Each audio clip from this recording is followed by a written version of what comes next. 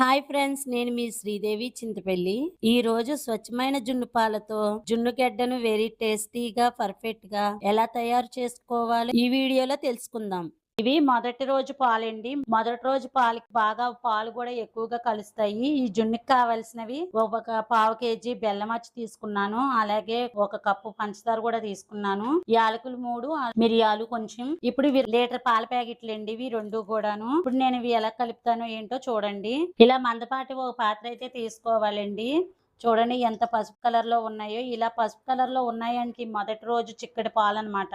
ఈ పాలలోకి పాలు కూడా బాగా కలుస్తాయండి. ఇప్పుడు ఇందులోకి 1 లీటర్ పాలు అయితే కట్ చేసి వేసేస్తున్నానండి ఇందులోనే. ఈ ఒకసారి గరిటెట్టు అయితే మనం ఇలా తిప్పుకోవాలి మొత్తం అన్ని కూడాను. జున్ను పాలు ఈ మామూలు మిల్క్ కూడా మొత్తం కలిసిపోతాయి. ఇప్పుడు ఇలా ఒక రోల్ అయితే తీసుకున్నానండి. రోల్ తీసుకుని మనం ఈ దంచుకోవాలి మొత్తం అన్ని కూడా మెత్తగాను. చాలా మెత్తగా అయితే దంచుకోవాలండి. పిల్లలు తింటారు కదా, కొంచెం మిరియాలు తక్కువగానే వేసుకోవాలి.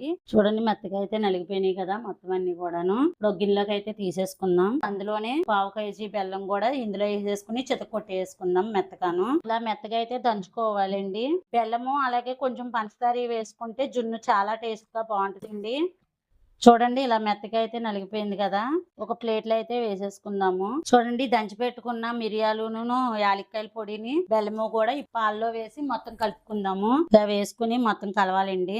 అలాగే షుగర్ కూడా చూసుకుని వేసుకోవాలండి. ఇప్పుడు ఇవన్నీ కూడా కలిసేంత వరకు మనం ఈ గరిటెట్ అయితే చాలా జాగ్రత్తగా మొత్తం తిప్పుకుంటా ఉండాలి. ఈ బెల్లం పలుకులు పంచదార పలుకులు కూడా మొత్తం కరిగిపోవాలండి. ఇలాగా పావు గంట దాకా తిప్పుకోవాలి.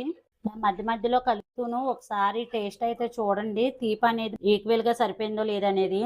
పంచదార బెల్లము కూడా మొత్తం పూర్తిగా అయితే కరిగిపోయిందండి. ఇప్పుడు ఎలా వండాలో నేను ప్రాసెస్ చూపించేస్తాను మీకు. ఇలాంటి పెద్ద పాత్రలోకి ఇలా వాటర్ అయితే వేసుకోవాలండి. ఇప్పుడు మనం కుండ చుట్టూ అయితే ఈ వాటర్ అనేది ఉండాలి. ఈ వాటర్ తోనే మనకి జున్ను అనేది ఉడుకుద్ది. ఇప్పుడు నేనైతే చేసి చూపిస్తాను మీకు. ఇప్పుడు స్టవ్ అయితే వెలిగించుకుంటున్నాను. వెలిగించుకున్న ఈ పాత్రను అయితే పొయ్యి పైన పెట్టేసుకున్నానండి. వాటర్ వేసాను కదా, ఈ వాటర్ లోకి ఇగోండి ఈ జున్ను పాల కుండ అయితే పెట్టేసుకుంటున్నాను. ఈ పాత్ర అనేది తేలకూడదు, అలాగా స్టిక్ అయిపోయి అయితే ఉండాలి. ఈ వాటర్ లోను ఈ గిన్నెలోకి కూడా ఈ కుండ అనేది. ఇంకా నేనైతే ఇప్పుడు పెట్టుకున్నాను కదా, నాకు వాటర్ కూడా సరిపోయినాయండి. ఇలాగా ఈ మూత పెట్టుకుని దీనిపైన ఏదైనా బరువు అయితే పెట్టుకోవాలి. ఇలాంటిది ఒక రాయి ఏదన్నా బరువు అయితే పెట్టుకోవాలి. పెట్టుకోకపోతే ఈ వాటర్ పొంగుద్ది కదా, ఈ జున్ను కొతకొతమంటూ ఉడికేటప్పుడు ఈ ప్లేట్ అనేది పైకి లెగిసి వాటర్ అనేవి అందులో పడిపోతాయి. అందుకని ఈ బరువు అయితే పెడతారండి. ఈ బరువు పెట్టినప్పుడు మనం ఇలాంటి ప్లేట్ ఒకటి పెట్టేసుకోవాలి. ఆవిరంతా బయటికి రాకుండా ఉంటది అనమాట మొత్తం కూడాను. మీడియం ఫ్లేమ్ లో అయితే పెట్టేసుకుని 10 నిమిషాల వరకు ఇలా కుక్ చేసుకోవాలి. జున్ను అయితే అప్పుడు గడ్డ జున్ను అనేది రెడీ అయిపోతుంది. ఇప్పుడు 10 నిమిషాల తర్వాత ఇప్పుడు చూద్దామండి ఉడికిందో లేదో, ఎలా ఉందో ఏంటనేది. చూసారు కదా, ఇదిగో ఇలాగ కుతకుతలాడుతుంది కదా, ఇందుకని ఈ రాయి అయితే పెట్టానండి నేను.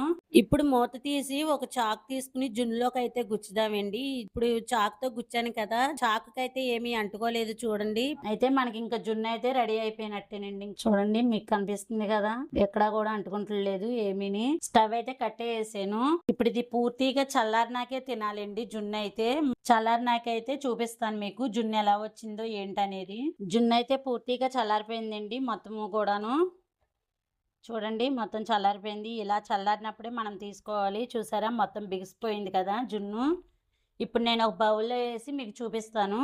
చూడండి ఎంత నీట్గా వస్తుందో జున్ను అయితే.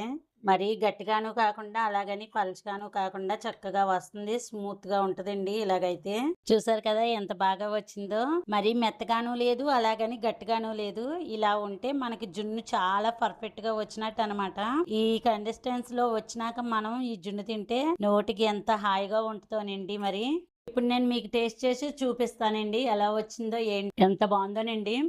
నోట్లో పెట్టుకుంటే కరిగిపోయే వెన్న లాంటి జున్ను అయితే రెడీ అయిపోయింది. మరి లేట్ చేయకుండా నేను చెప్పిన ప్రాసెస్లో మీరు కూడా మీ ఇంట్లో ఇలాగే ట్రై చేయండి. ఎలా వచ్చింది అనేది నాకు కామెంట్లో తెలపండి.